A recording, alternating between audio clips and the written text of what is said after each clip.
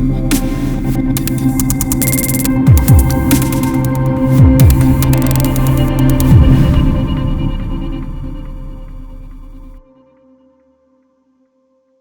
a toda la gente que nos escucha, este es el cuarto episodio de Oveja Eléctrica y esta vez estoy muy emocionada porque esta vez va a ir un invitado, mi amigo Paco, Francisco Marín. Estamos por videollamada de Zoom, pues porque ahorita no hay que cuidarnos todavía, entonces aquí estamos desde nuestras casas, así que si el audio no es tan óptimo, pues lástima, es lo que hay. Entonces, pues, a ver, Paco, preséntate un poco, cuéntanos qué haces, por qué estás hoy en este canal, qué significa esto. Hola, pues muchas gracias por invitarme para platicar. Eh, yo me dedico a hacer análisis y crítica cinematográfica, soy maestro de estudios cinematográficos y me especializo en temas de diversidad de género y de disidencias sexuales. Entonces, pues justamente yo estudio toda la cuestión de representaciones de homosexualidad en el cine, concretamente en el cine mexicano ahorita, y pues hoy vamos a platicar un poco, aprovechando que todavía es junio y que todos los días se vive el orgullo, sea junio o no, pues hablar un poco de la representación de homosexuales en el cine mexicano y pues qué tan problemáticas pueden ser o no, qué es lo que vemos en pantalla, qué realidades representa y si realmente son como paralelas a lo que vivimos en las calles, ¿no? Sí, exactamente. Creo que a pesar de que, como mencionas, no es, o sea, es un mes, pero realmente es algo que se vive, ¿no? Hay que recordar que simplemente es como resaltar algo que siempre está presente y que aparte en una ciudad como lo es la Ciudad de México, pues puedes encontrar por todos lados la diversidad. Tenemos como, creo que hasta cierto punto, una ventaja en que al ser como una metrópoli hay pues más posibilidades de ejercer tus libertades. Sí, claro, ¿no? Y de hecho, o sea, como memoria LGBT de la ciudad, pues la Ciudad de México ha sido eh, clave y parte fundamental para la comunidad LGBT del país, ya que a través de los años, pues obviamente fuera de la ciudad, fuera de esta región centro, pues cada vez hay más estigma, en otras ciudades había menos apertura para la diversidad y pues desde los 80, 70 venían aquí ya con la primera marcha del orgullo que fue ahí a fines de los 70, pues llegaba la gente aquí a buscar ese asilo y a buscar esa comunidad y a encontrarse y a formarse con la gente de alrededor, ¿no? Y pues es también muy triste después leer en crónicas y en historias de vida como tras el terremoto de los 80, del 85, en la Ciudad de México, con el miedo de que hubiera una recaída y con toda la cuestión de la pandemia del VIH y ese miedo que se hizo latente en toda la comunidad LGBT, pues volvían a sus casas y volvían ¿para qué? Para encontrarse con un futuro desalentador, muchas veces incluso con su propia muerte, ¿no? Más allá de perder su identidad, es perder la vida. Y es algo tristísimo de leer, ¿no? No solamente la gente moría por las cuestiones de la pandemia que se vivía en aquel entonces, pero también por esos crímenes de odio y de homofobia que sigamos eh, si bien ya no son algo que está en todos los encabezados diarios, siguen siendo, o sea, siguen estando muy presentes, ¿no? Justo hoy por la mañana leía que ayer fue asesinado un activista en Zona Rosa, eh, en plena víspera del día que se conmemoran los disturbios de Stonewall, ¿no? Eh, una tristeza que sigamos como viviendo así, pero también es una realidad y hay que afrontarla y hacer lo que podamos para cambiarla. Ok, sí, tocaste tres puntos que se me hicieron muy importantes. Primero, el inicio de la marcha, podría decirse, en este estado, en esta ciudad. Y mencionaste que fue como en los 70. Realmente fue un como nacimiento global, ¿no? Sí, claro, realmente sí fue de manera global, casi inmediata, que las manifestaciones empezaron a surgir debido al cansancio, al hartazgo, a de ser invisibilizados, ¿no? Ya no nos íbamos a quedar sentados, con brazos cruzados, a dejar que simplemente estar relegados a la clandestinidad, ¿no? Sino que pues sí fue un hartazgo global, que sí fue el ladrillo que despertó la revolución, fue en Stonewall y pues de ahí no se ha parado. Aquí en México pues es bien curioso que justamente eh, un año antes de la marcha es el estreno de Lugar Sin Límites, que es fundamental para una representación, eh, si bien no positiva, sí empática de un personaje travesti en el cine mexicano, ¿no? Y es al fin como que también siento yo que avivó mucho a la comunidad y los animó a salir a la calle, ¿no? Que si bien aquellos organizadores y cronistas y asistentes a la primera marcha, las primeras marchas, las relatan como algo inocente, como algo todavía medio, eh, pues todavía con miedo, ¿no? Y cierto recelo, pero que sí salieron a la calle y que a medida que fueron pasando los años y que se dieron cuenta de que estaba bien y que había más gente como nosotros, y fue así que la gente pues fue sumándose y sumándose hasta llegar lo que hemos visto en años recientes. Sí, sí, hablando un poco de la película de Un lugar sin límites, yo no la había visto, pero algo que se me hizo como triste es como al inicio, bueno, yo considero que muchas películas representaban la diversidad, pero tristemente también representaban en qué termina el querer Sí, ejercer tu libertad. Y eso es, claro. o sea, realmente es frustrante, ¿no? Ver cómo sí me representa, pero a la vez me está mostrando casi, casi cómo voy a acabar, ¿no? Sí, y esa tristemente ha sido una constante en la representación de homosexuales, lesbianas, transgénero, de toda la comunidad en pantalla grande, ¿no? Que los relatos suelen terminar en tragedia y hay muy pocos con finales felices. A la fecha sigue existiendo, sobre todo eh, en diferentes cinematografías, sobre todo en la latinoamericana, por ejemplo, que somos los más nuevos en entrarle de repente con ciertas temáticas, aunque, o sea, cabe aclarar una vez más, o sea, pioneros en mucho, ¿no? O sea, eran los 70 cuando El Lugar Sin Límites salió y esa fue la primera película con un protagonista homosexual al centro contando su historia, ¿no? Si bien ya había habido representaciones anteriormente como La Casa del Logro o como Modesto de Señoras que eran muy estereotípicas en los 60 en los 40 muy estereotípicas en las que justamente el hombre afeminado, el hombre que viste bien, es aquel que es homosexual y al que se le llamaba el jotito, el maricón, el puto, y eran relegados a ser secundarios, a ser discriminados y a ser estereotipados, ¿no? Entonces, esa era la forma en la que nosotros entendíamos a los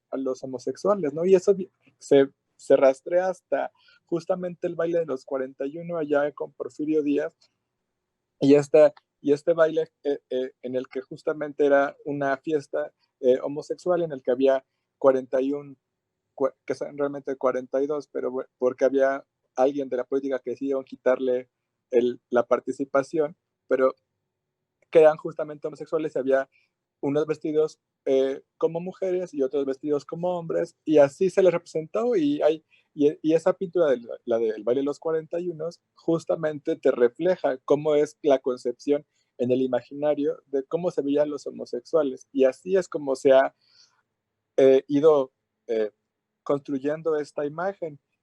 Pero pues sí, el lugar sin límites llega en este momento pues clave y es algo que yo creo muy positivo porque sí, es un final trágico para la Manuela, pero tú sientes empatía por ella, su muerte te causa dolor, sabes que no lo merecía.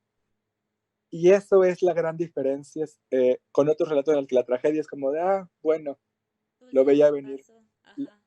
Le pasó por buscárselo, ¿no? La Manuela realmente genera esta empatía, aparte de que una vez más es emblemática por varias cosas, ¿no? El primer beso entre dos hombres en primer plano, a todo color en la Oh, pantalla, sucede en el cine mexicano, sucede en esta película. También es la primera ocasión que vemos justamente cómo empezamos a cambiar un poco el objeto del deseo, que si bien sabemos siempre la cámara y la mirada se postra en las mujeres y en objetivizarlas y en cómo son filmadas, aquí por primera vez vemos en primer plano y a todo color otra vez la entrepierna de Pancho como objeto de deseo, ¿no? La Manuela la mira, nosotros la miramos y sabemos qué es lo que ella desea, ¿no? Por primera vez estamos erotizando el cuerpo masculino y estamos aceptándolo. Entonces, eso en eso creo que es pionera, es transgresora y pues sienta precedentes, ¿no? Que si bien se siguieron poco y a cuentagotas, y se han seguido todavía a cuentagotas en el cine, pero fue algo que si uno lo piensa en los 70s en México, fue impresionante, ¿no? Y tras ver también la recepción de la película, ¿no? Ganadora del Ariel a la mejor película, incluido para Ripstein como director, e incluso el guionista había desconocido su participación en el proyecto al principio. Arturo Ripstein se lo contó a García Herrera en unas entrevistas, y pues sí, que el guionista ya desconocido su participación por temor a ser catalogado como homosexual, y que ya al ver el reconocimiento de la película, pues sí dijo que él sí había, que siempre sí, Que que él sí había siempre estado ahí involucrado en esta historia. chale, qué fuerte. Volviendo un poco al aspecto histórico, en México, cuando empezamos como a exigir como estos derechos a que somos como iguales sin importar que elijamos, a quién elijamos querer, etcétera. ¿Quiénes fueron las personas que tomaron como este estandarte? O sea, ¿quiénes, qué personalidades? Como en el caso de Estados Unidos, que fueron como mujeres trans, negras, ¿aquí hubo como alguna fuerza en particular? Sí, estuvo el grupo Lambda, por ejemplo, fue uno de los grupos como que estuvieron ahí incursionando. Hubo personajes muy célebres, incluido ahí el escritor Carlos Monsiváis. Nancy Cárdenas es una figura fundamental para el movimiento LGBT. Eh, ella escribe en coautoría con justamente Monsiváis y otros académicos, sobre todo de ese gremio, el primer manifiesto de homosexualidad mexicano, previo a la marcha y durante. Y ella es justamente una figura que creo resalta que ha formado como parte importante de la homocultura nacional. Y de hecho, justamente estaba viendo que están preparando en Memorias y Archivos Diversos de la Nación, están preparando un documental sobre la importancia de su figura. Lo leía en estos días. Entonces, habrá que verle, porque sí, sí ellos son, y hubo, junto con el Grupo Lambda, hubo otras organizaciones igual que ya desde el activismo comenzaban a trabajar en pro de los derechos, en pro de la visibilidad Okay. de los homosexuales. ¿Y cómo lo tomó en los setentas la Sociedad Mexicana de la Ciudad de México? Pues claramente no de la mejor manera. Eh, Fue algo interesante, es que justamente la homosexualidad antes, o sea, toda la comunidad LGBT, TIQA+, era antes invisibilizada. La empezamos a conocer gracias a las apariciones que de repente podían llegar a tener en literatura, en el cine, en televisión. En televisión en ese entonces, pues no mucho, ¿no? Pero en cine, en literatura, en caricaturas, entonces así era como podían ser visibles, pero en sí en la calle, pues la gente no, o sea, no salía a la calle antes de estas marchas, ¿no? Era como justamente, había ya barrios específicos, ¿no? La zona rosa que es mítica, y a partir de los 70s, 80s, como que, si bien no como un barrio en el que vivan ahí, porque es un lugar caro y siempre ha sido un lugar caro de residencia, pero sí un lugar de congregación eh, para la comunidad, pero eran como esos lugares exclusivos en los que pues la gente llegaba y después de la noche o en las madrugadas, pues desaparecían, ¿no? Y antes de que existieran los bares, los antros o cualquier tipo de sitios de reuniones, pues tocaba compartir justamente ahí en las calles del centro histórico, donde todavía hay corazón de la comunidad LGBT,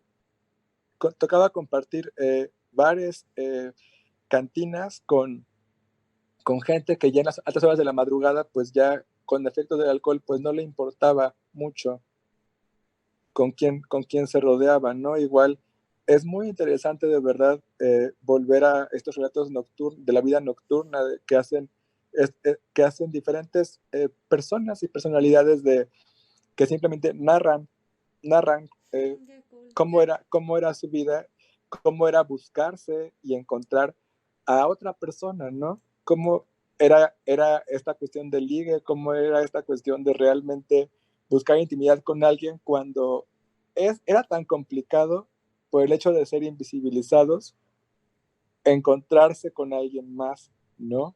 Entonces, hay historias de todo, así como habrá gente que le fue mejor, hay gente a la que le fue peor de lo que estamos narrando, así como también pasa hoy. Entonces, de ahí la importancia de estos espacios que surgen en los 70s, finales de los 70s, principios de los 80s, eh, que estas son estas discotecas, estos antros, estos bares en los que pues ya la gente de la comunidad puede llegar libremente y que después de que justamente llega el VIH, comienzan a cerrar por el miedo de que justamente son lugares de contagio muy entrecomillado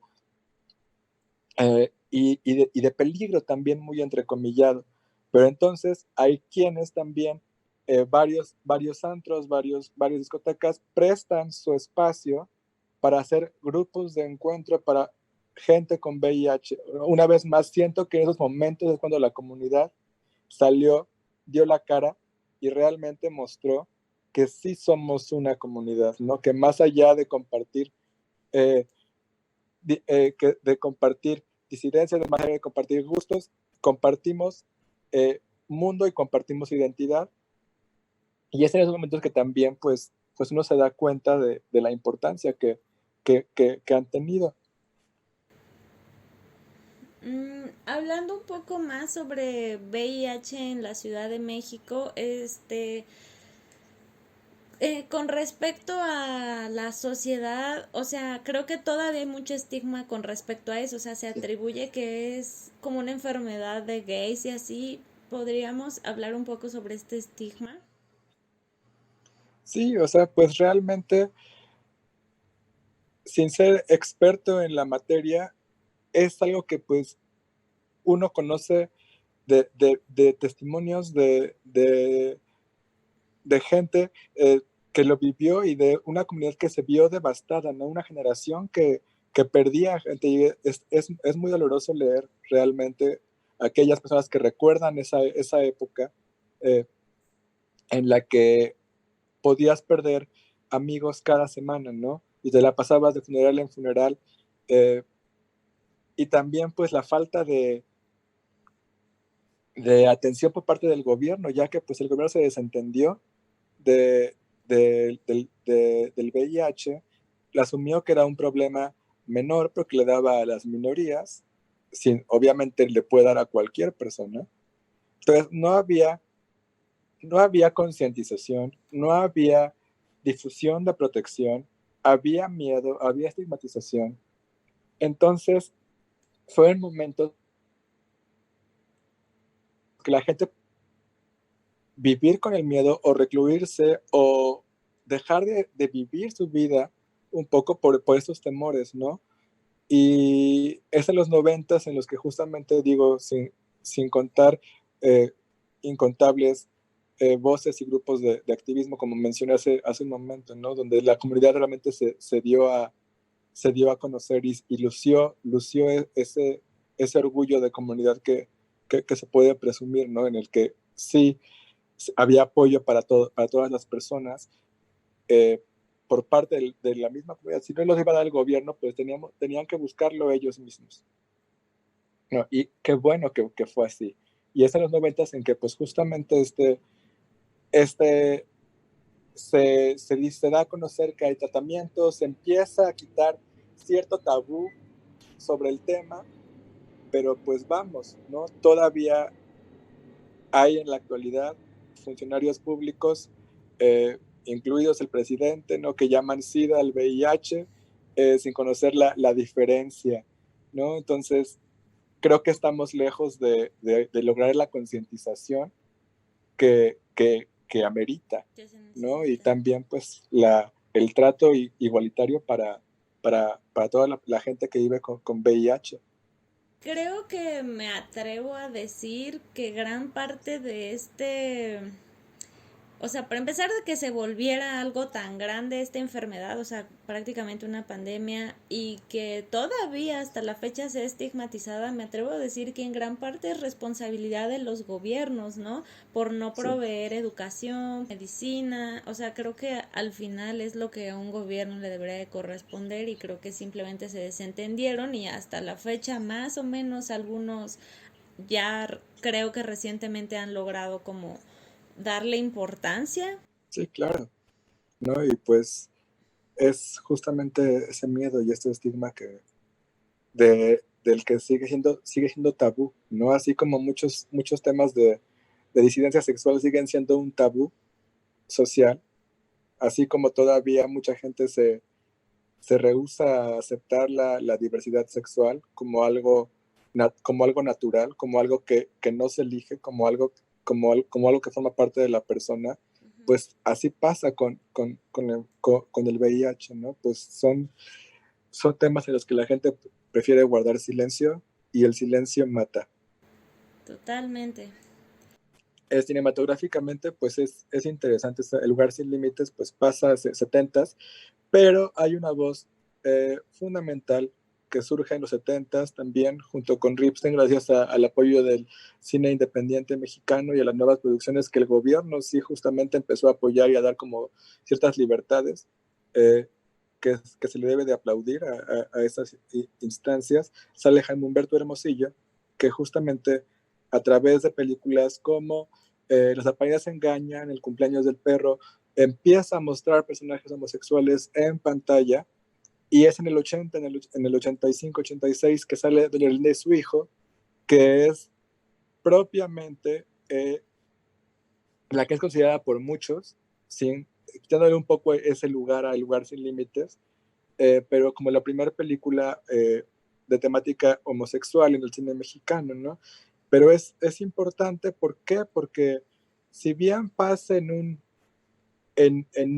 una utopía un tanto idílica social, Sí. de repente en la que justamente todo se da para que el secreto pueda seguir existiendo, pero es un poco la intención de Hermosillo, ¿no? Mostrar la hipocresía social en la que las apariencias, como su película anterior pasaba, las apariencias engañan y, y pues justamente la historia, pues la mamá a toda costa pues busca hacer que entender a la sociedad que su hijo, pues sí, es un hombre hecho y derecho y es un doctor como Dios manda y se va a casar como Dios manda y a tener un hijo como Dios manda, ¿no?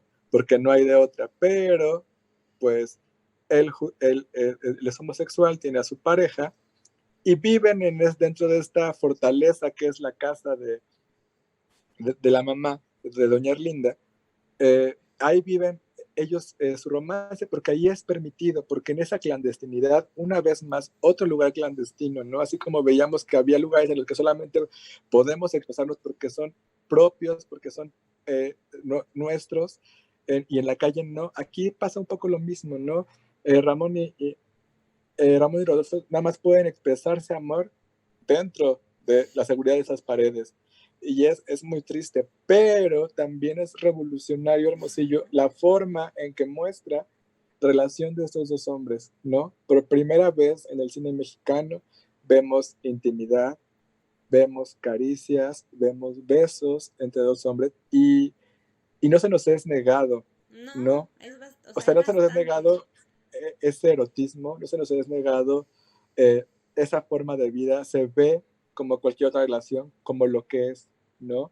Entonces, Hermosillo, obviamente, al ser abiertamente homosexual, tiene en cuenta eh, tiene esa agenda también un poco tal vez metida y pues pone esta representación sobre la mesa que es impecable, ¿no? Realmente de los mejores trabajos de Hermosillo y también un referente fundamental para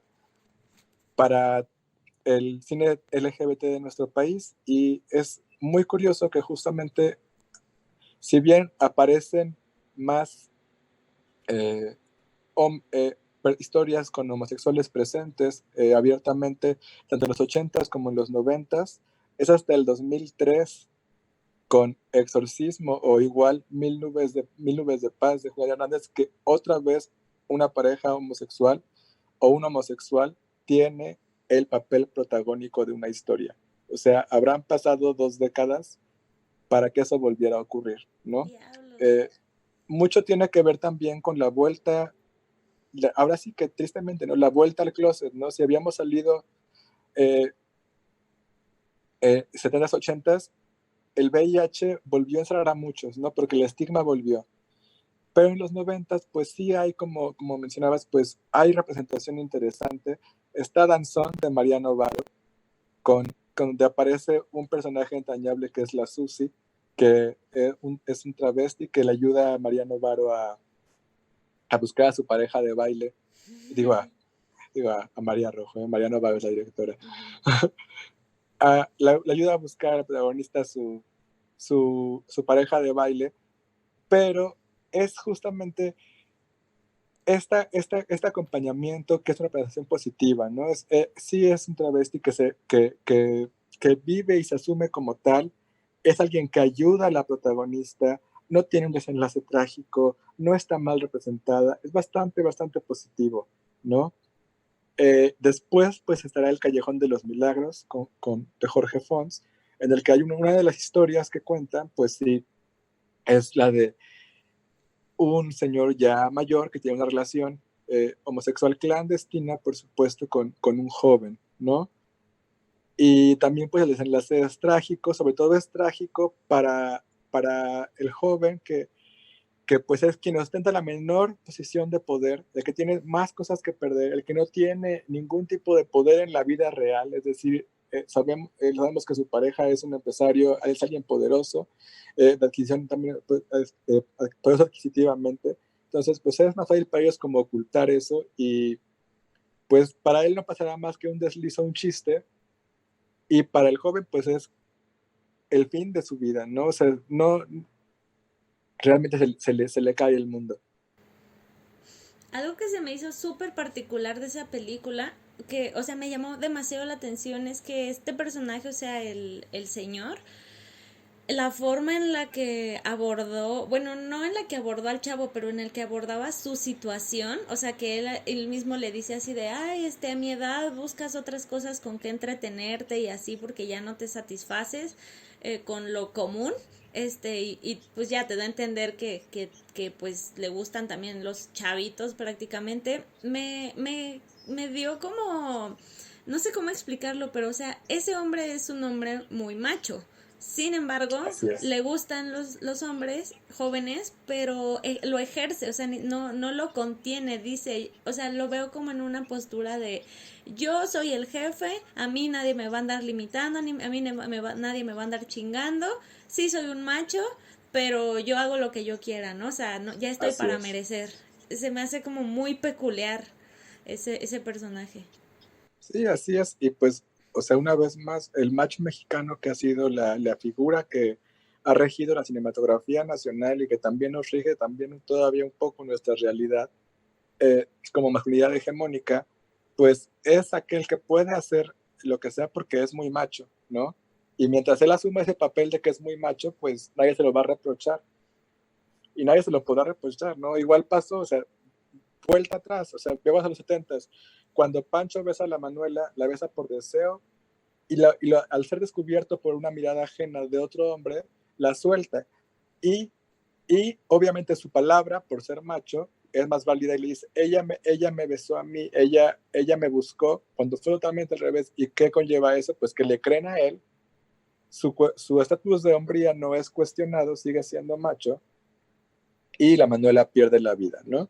Es un patrón que se repite, ¿no? Y que vemos como en diferentes constantes. O sea, uno pensaría que mucho hemos cambiado, pero no, o sea, son patrones que siguen apareciendo en décadas de distancia, en las representaciones que se hacen y que también podemos observar en la realidad.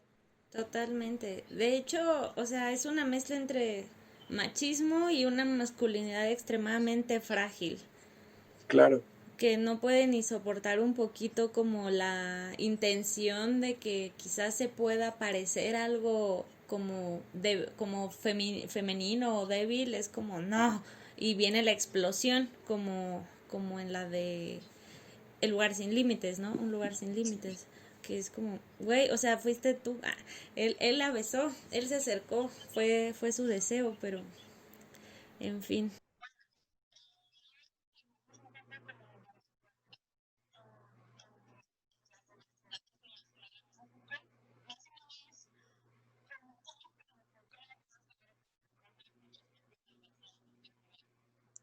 pues afortunadamente, ¿no? Mucho se ha logrado, se ha caminado un largo trecho de lo que comenzó tras ser invisibilizados a ser a lo que hemos llegado el día de hoy, pues ha caminado un largo trecho, ¿no? Afortunadamente, todavía queda mucho por hacer, ¿no? Y creo que esa es justamente una de las ideas centrales de la marcha del orgullo LGBT, pues es sí salir a celebrar lo que hemos ganado, pero sobre todo también eh, seguir protestando y luchando por aquellos derechos que todavía no se obtienen por justamente por todas aquellas personas que han perdido la vida por crímenes de odio, que sigue ocurriendo, por todas aquellas personas que por temor a represalias en su familia, con sus amigos, en su trabajo, prefieren ocultar su identidad sexual y eso me parece atroz, ¿no?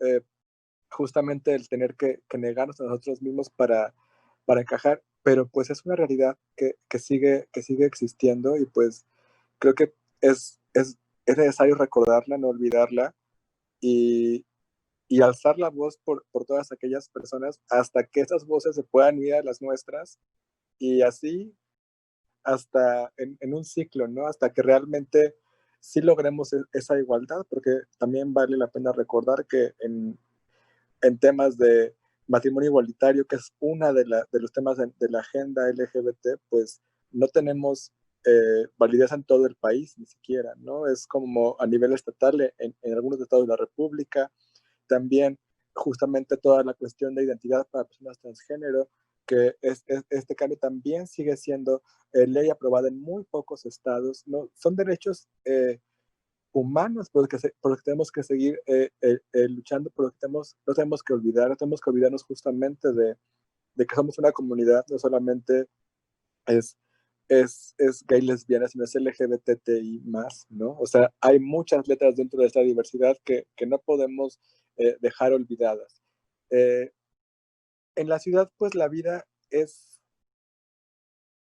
distinta, como decías tú al principio, ¿no? Creo yo que tenemos justamente muchas libertades, muchas concesiones. Sí es un lugar en el que todavía hay miedo, sí, de salir de la mano con la persona con la que amas, porque pues tal vez te topas en algún barrio con gente que no te va a respetar, que te va a insultar, que te puede agredir, que te puede golpear. Sigue siendo un temor latente, sigue siendo un temor latente salir de noche a algún lugar dentro de alguna zona con bares o gays, salir y poder topar con alguna persona que pase y decida atentar contra ti, ¿no? Siguen siendo realidades que no podemos olvidar. Si bien se ha logrado muchísimo y afortunadamente tenemos la oportunidad de ser quienes somos y de expresarnos por quienes somos, pues tenemos que tomar siempre ciertas precauciones. Y eso, pues, es un miedo que sigue latente, una piedra en el zapato que todavía no nos podemos quitar. Y es justamente un poco también las realidades que se muestran todavía en estas en estas películas que surgen del 2000 a ahorita 2020, ¿no? Que tampoco son demasiadas, pero que tenemos justamente estas mismas problemáticas, ¿no? En caso emblemático, pues Te prometo anarquía, en el que justamente el miedo tal vez de que los dos sean descubiertos como pareja, pues existe todavía, ¿no? No pueden ser pareja en la sociedad, ¿no? Eh,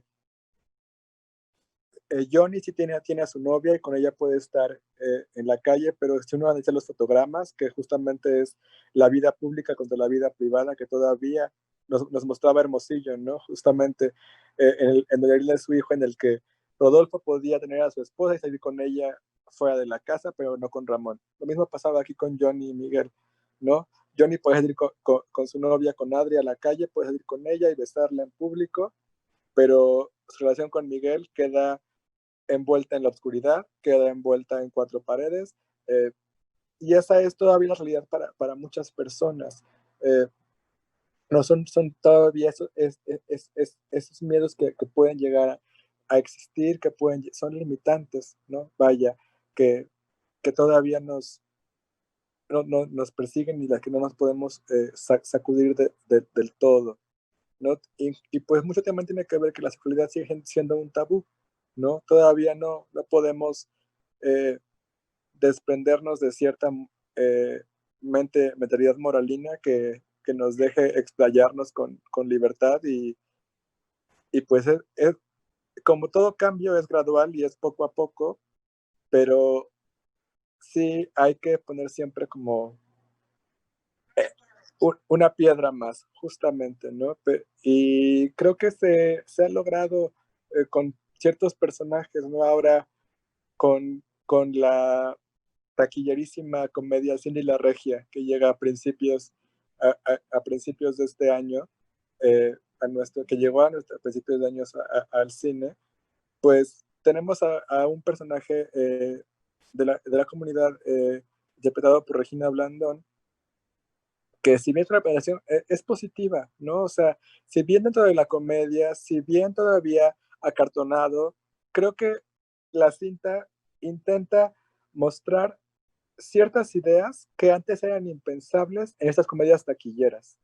Y es lo que le aplaudo yo mucho realmente a esta producción, ¿no? Que tiene todavía muchos detallitos que se le pueden cuestionar y que podemos llamar cliché y que podemos verlos de diversas formas, pero el hecho de mostrar en una película, en una comedia que llena salas y que se presentó en decenas de salas y complejos a nivel nacional, mostrar una historia LGBT ahí dice mucho, ¿no? Porque a final de cuentas, el cine ante todo es representación y representación de qué es nuestra realidad.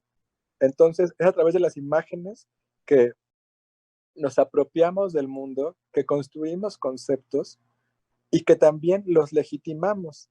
Entonces, si nos seguimos encontrando con diversidad en pantalla, es más posible que la gente que va que la gente que va a ver estas películas comience a pensar también en formas diversas, y no porque el cine les haya hecho cambiar de opinión, no, pero el hecho de que lo visibilicen, lo ponen en su radar y pues también te pone en contexto y decir, bueno, existe esto, ¿y qué pasa? ¿No? O sea, ya como que lo, ahora sí que es una salida más de closet, no una salida más de closet, todavía más, aparte de las que tienen que hacer diariamente. Esta es otra más que tenemos que hacer. Y es por eso que me parece interesante que haya ocurrido en una película de estas características en nuestro país.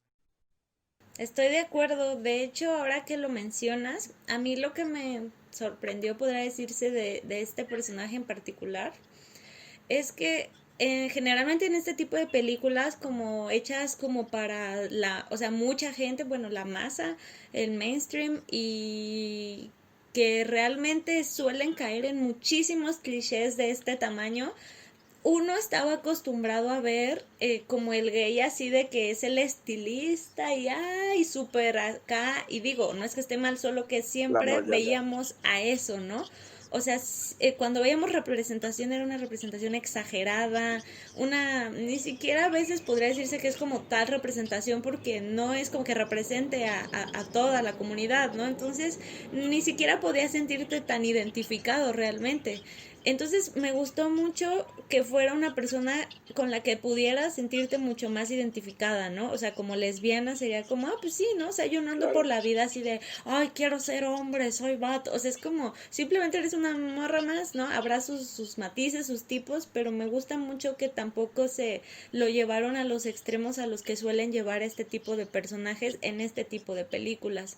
Sí, sí, claro, ¿no? Que también le aplaudo mucho el hecho de que haya sido una mujer, Ujú. justamente que haya representación de una mujer lesbiana, eh, la que apareciera en ese papel, ¿no? Que a final de cuentas también es una de las letras que muchas veces es invisibilizada eh, dentro del aspecto cinematográfico. No hay si bien hay representación, no es tan abundante como la representación homosexual, ¿no? Y si nos damos todavía más invisibilización, pues la persona transexual, ¿no? Todavía es menor su aparición. Entonces, pues el hecho de que veamos cada vez personas más diversas y que veamos eh, personajes con diferentes características que te muestren justamente lo diverso dentro de la diversidad, Exacto, ajá. es que realmente vamos a mostrar como, o sea, a generar tal vez cierto cambio de perspectiva y así es como se puede romper los estereotipos, ¿no? Al decir así como de, no todos son así, Exacto. no todos son una versión caricaturizada, ¿no? Hay gente que, o sea, que es diversa dentro de la diversidad y es muy válido. Exacto. Y qué bueno que se estén dando este tipo de representaciones tan variadas, tan distintas y que comiencen a llegar justamente a, pues al cine de gran escala, ¿no?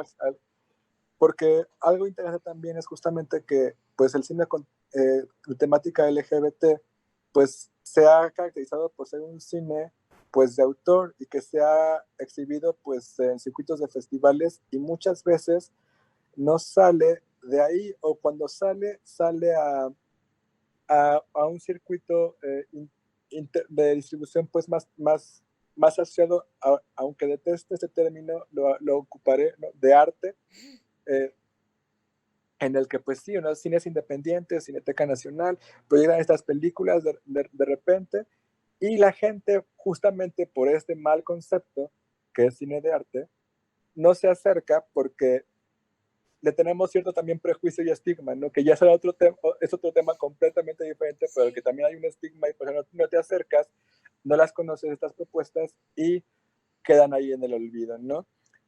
Son estéticas muy diferentes y pues aplaudo que justamente empieza a haber diversidad en todos los sectores, ¿no? Eh, También pues digo, voces interesantes ahí, pues está Julián Hernández, que ya mencionamos con Mil Nubes, que, que él se ha dedicado justamente, ahora sí que sin contar, después de Hermosillo, pues un autor gay, de cine gay en México, pues es Julián Hernández, ¿no? Y únicamente son como nuestros referentes. También agregamos a Roberto Fiesco y Ujú. sus trabajos en cortometraje y en documental. Eh, pero, pero pues sí, o sea, son realidades, Contados. son casos contados, ¿no? Al igual de ahorita que mencioné a Roberto Fiesco, pues no dejar pasar la oportunidad de mencionar el documental Quebranto, ¿no? Justamente de una mujer trans que, que pone en evidencia mucho más que el simple hecho de ser mujer trans, sino ser mujer trans en una etapa adulta, en una etapa mayor, ¿no? Y justamente también otro campo que ha sido invisibilizado es justamente el de la comunidad, los miembros de la comunidad ya eh, eh, de tercera edad o más grandes, ¿no? Que existen, pero no son visibles y que también sufren discriminación y que son olvidados y que y que no hay servicios médicos para ellos porque justamente les son negados por su condición sexual. Entonces, creo que Quebranto es muy interesante por todos los temas que pone sobre la mesa con la historia justamente de Coral, ¿no? Anteriormente conocido como Pinolito. Es ícono de nuestra cinematografía nacional. ¿Sabes? Sobre esta chica, sobre Coral en Quebranto, me pone como a reflexionar sobre, bueno, un poco la vejez, bueno, la madurez de las personas trans y cómo, pues las consecuencias de vivir en esta sociedad y la transfobia que hay, porque tengo entendido que el índice de mortandad o sea, de las personas trans es como llega como a los 30 y tantos años en general, o Sí, sea, la mayoría es nada, es bajísimo. Y luego te pones a ver como la historia de personas trans importantes en la historia y también ves que terminaron como indigentes o asesinados y asesinadas, cosas así. Y sí, o sea, básicamente es lo que le pasó un poco a Coral, o sea, no es que esté viviendo en la calle, pero es como un ídolo o un símbolo olvidado. O sea, ¿cómo es claro. posible que teniendo una trayectoria en el cine, cuando toma esa decisión, podría decirse que ya queda como olvidada para la industria Sí, prácticamente? sí.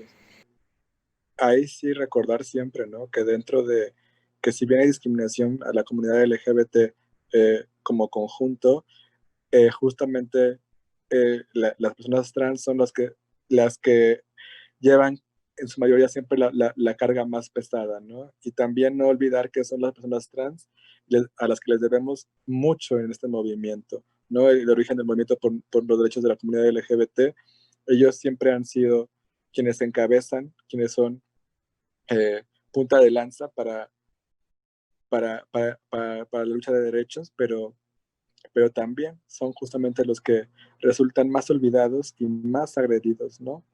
O sea, realmente es muy común ver en las noticias que asesinan, porque no es como que se mueran tampoco por condiciones o sea, normales, o sea, realmente son asesinadas muchas de las mujeres trans.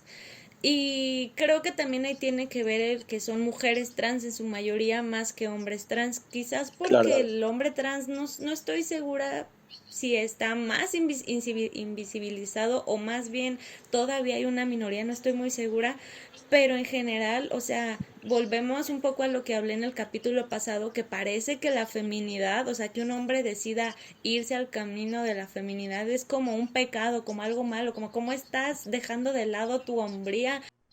sí, claro, ¿no? Y es un tema recurrente en diferentes cinematografías, ¿no? O sea, me viene mucho a la cabeza ahorita una línea que dicen en la película Tutsi, donde Dustin Hoffman se viste de mujer para obtener un papel en una telenovela, pero en la que justamente le dice así como de, ¿por qué desearía un hombre renunciar a todos sus privilegios para convertirse en mujer? ¿No? Se lo preguntaban y es una pregunta que pues queda un poco ahí como al aire, ¿no? Al saber que obviamente como hombres tenemos más privilegio, tenemos una posición privilegiada dentro de la sociedad, pues el hecho de renunciar a esos privilegios pues se ve como una misma traición posiblemente, ¿no? Y, y me parece pues nefasto, ¿no? O sea, o sea, por todas las situaciones posibles, o sea, la situación de privilegio en la que se está como hombre y después que se cuestione la renuncia de este privilegio en pro de ser quien es, ¿no? Que no es solamente decir, ay, sí, es porque no me gustó ser hombre.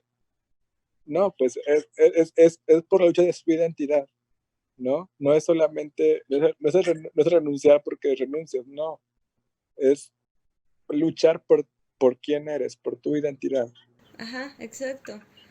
Pero no sé, o sea, ya como hablando de la, en general, como esta sociedad, sí, todavía hay muchísimo machismo, o sea, uno pensaría y a veces se siente que sí hay pasos, pero hay luego cosas que ocurren que hacen que sientas que estás retrocediendo 10 años, Sucediendo, ¿no? sí. es muy frustrante. No entiendo por qué afecta tanto de manera social, o sea, porque no solo es Sí, claro. individual, o sea, es como colectiva, como las decisiones y las identidades de las demás personas. Es como, no sé. Pero sí, ¿no? Es un hecho en el que todavía eh, disfrazamos como libertad de expresión la homofobia, disfrazamos como libertad de expresión la discriminación, disfrazamos como libertad de expresión el racismo y, y pues creo que estamos en un punto en el que afortunadamente mucha gente está tomando partido y está tomando conciencia y están buscando eh, generar un cambio y ojalá todos seamos parte de eso, ¿no? Realmente sí, sí creo que hay cosas positivas dentro de estos nuevos cambios de paradigma que están ocurriendo y la forma en que están ocurriendo. No todas las formas, no todas las formas son positivas, pero creo que el hecho de que se esté reconociendo que hay racismo, que hay misoginia, que hay machismo, que hay homofobia y que esos discursos han existido siempre y no son válidos, o sea, que antes eran aceptados socialmente por el contexto, pero que hoy ya no tienen cabida, ¿no? Hay que entenderlo de esa forma. Y, y que nunca la tuvieron realmente, nunca estuvo bien, pero antes socialmente era aceptado por el contexto que los regía. No estaban correctos ahora, no están correctos ahora, en ese entonces no están correctos ahora tampoco, ¿no? Pero ahora se está haciendo saber, se está dejando sobre papel, ¿no? Que ese tipo de conductas no son apropiadas. Creo que, bueno, ya ves que por alguna razón todavía hay mucha gente que dice como, es que en esta como época ya no se puede bromear con nada que no aguanta nada y es como de, o sea, si lo piensas bien, ¿por qué tendría que aguantarlo, no? O sea, como, Claro, ¿por qué? creo que sí es importante siempre la empatía por el otro y, y el respeto, ¿no? O sea, más allá de cualquier cosa, es el respeto y la empatía y saber que todos somos diferentes, que todos somos diversos y que en ello radica nuestra principal riqueza, ¿no? Y pues más bien creo que hay que intentar llevar el discurso hacia ese lado, ¿no? Al de construir en lugar de destruir, ¿no? Totalmente. Pues yo creo que podemos decir que esto ya está cerrado, esta plática de diversidad y memoria LGBTTIQA más en la Ciudad de México. ¿Tienes algo más que agregar, Paco? No, pues creo que a grosso modo, pues tocamos películas importantes, tocamos también temas importantes dentro de la construcción de identidad y memoria y pues no sé, creo que es un panorama muy general. También creo que si algo podemos decir es que hay optimismo, o sea, se ve que se puede, se ve alcanzable como ir alcanzando esta libertad, esta visibilidad. O sea, creo que veo un buen panorama a pesar de todo lo malo. Pues muchas gracias, Paco, por ser mi primer invitado de este podcast en este mes que ya termina hoy 30 porque aunque les, bueno. Y ya, pues, a ver si vuelves a estar de invitado en este canal para que sigamos hablando de muchas cosas más. Sí, claro que sí.